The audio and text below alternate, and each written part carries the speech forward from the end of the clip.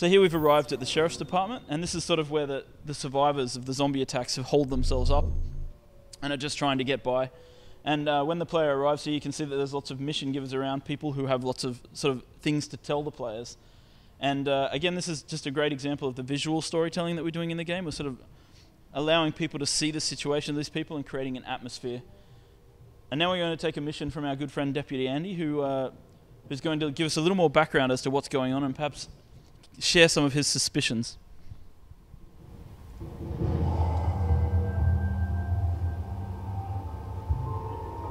Now, the Walking Dead?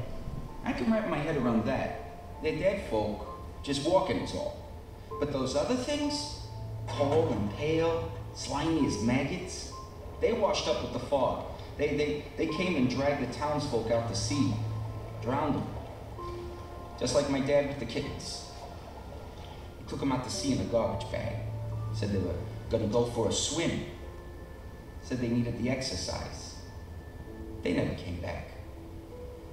A few years later, neither did my dad. Jeez, I still miss those kids. The townsfolk, they did come back, dragging what looked like eggs. The big ones, they come out of those eggs, like something from Invasion of the Body Snatchers. They're littered all over the place and guarded. And I'm thinking to myself, Andy, that's gotta mean something. That's gotta be a clue. Why keep an eye on something if it ain't valuable? That's police work. That's deduction, plain and simple. So I'm thinking, what came first, the maggot or the egg? Obviously the egg, right? Okay. So Andy has obviously got some theories about where how the zombies and the Draug interact. He obviously has shared this with the player. Ragnar's just going to skip ahead now and meet up with the rest of the team, who are already down by the waterfront, so we're just going to jump ahead to that. This is the area map, the region map in our game. And I'd also like to point out that the cutscenes in the game that you're seeing here can be skipped quite easily just by pushing escape. So there's a lot of players who sort of like to just get right to the action, and we've given them that option as well. Though of course it really hurts our feelings that they don't want to listen to our writing. So moving on now, what we're seeing here is the Draug. This is the first sort of encounter with the Draug, and we're introducing the player to sort of what we call monster ecologies in the game. And monster ecologies are a part of our philosophy with creating this dynamic open world for players to really enjoy.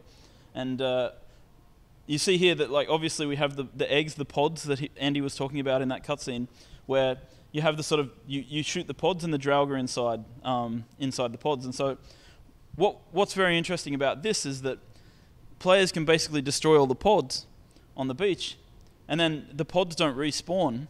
There's actually a population mechanic which is about repopulating the spawns of the pods on the beach. So as we head out here into the ocean, you might get a chance to see these female Draug, the ones with the tentacles.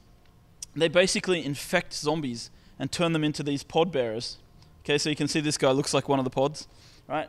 So zombies turn into pod bearers, basically incubators, if you will. And then they go into the beach and they collapse and they form pods on the beach. So there's this continual invasion of the Draug based on the players interacting with the content. And what's really interesting about this dynamic is that players can actually come out here, bring a group of friends, and kill the females, prevent them from creating new Draug, and therefore they dynamically change the environment, not just for themselves, but for the other players in the game. Alright, and so now we're going to show you another boss fight, because the Draug Lord shows up when people start messing with his women. So he shows up, and we're going to just watch a bit of a boss fight here, and just keep an eye on the guys and see the skills and abilities that they're using, because that's coming up next.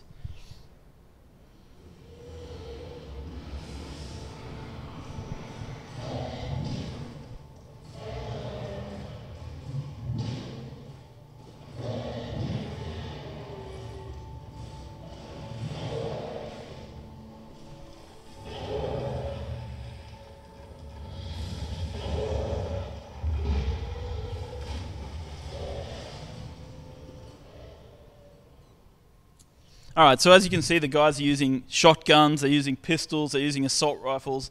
They're definitely throwing around a bit of magic and definitely using a bit of healing. And I'm going to invite Martin to come up now and talk a little bit more about the skill system and the progression in our game.